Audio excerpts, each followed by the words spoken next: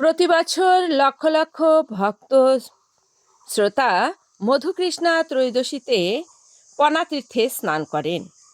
এই পনাতীর্থ সূচনা করেছিলেন অদ্বৈত আচার্য 1516 খ্রিস্টাব্দে। কীভাবে করলেন সেটা?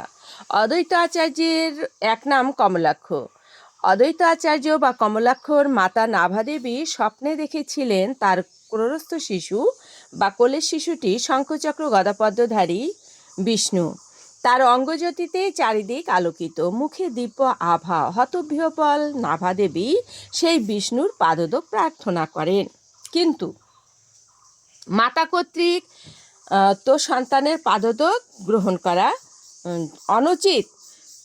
তারপরও তিনি কি করলেন? সন্তানের কাছে সেটা প্রার্থনা করলেন। কেননা মাতা যখন চিন্তিত ছিলেন, কমলাক্ষ মাকে জিজ্ঞাসা করলেন কেন তার মুখে এই চিন্তার রেখা। তখন মা বললেন স্বপ্নের কথা খুলে এবং পাদোদক প্রার্থনা করলেন, কিন্তু সেটা অসম্ভব। তখন মা এটাও তার যে মনের ইচ্ছা সেটা প্রকাশ করলেন যে আমি সপ্ততীর্থে স্নান করতে চাই। সপ্ততীর্থে স্নান করা কি আমার ভাগ্যে হবে? তখন কমলাক্ষ কি করলেন? শৈলশিখরে অবস্থান করে প্রভাতে ঘণ্টা ধ্বনির মাধ্যমে সপ্ততীর্থকে আহ্বান করলেন। সপ্ততীর্থ সেখানে এসে উপস্থিত হলেন এবং মাতাকে সেই সপ্ততীর্থের সঙ্গে পরিচিত করিয়ে দিলেন, যেটা গঙ্গা, যমুনা, সরস্বতী। এমনিভাবে মাতা তখন প্রণাম করে সেই সপ্ততীর্থে স্নান করলেন, যেটা সুনামগঞ্জে জাদুকাটা নদী তীরবর্তী পনাতীর্থ ঐতিহাসিক জায়গা। এখানে বারণী স্থান বা এই বারণী স্নান আজও সকলে করেন। তো সেই স্থানে সকল ভক্ত শ্রোতা তো স্নান করবেনই।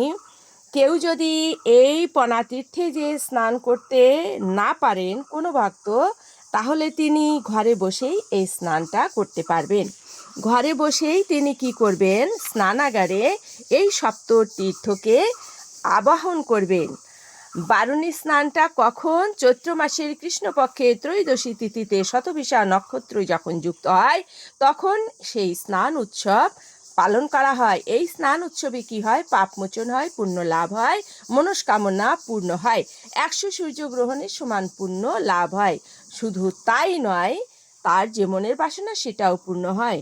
16ই মার্চ সোমবার সকাল 8:35 থেকে এই স্নান শুরু এবং 17ই মার্চ 8:35 পর্যন্ত এই স্নানের সময় থাকবে।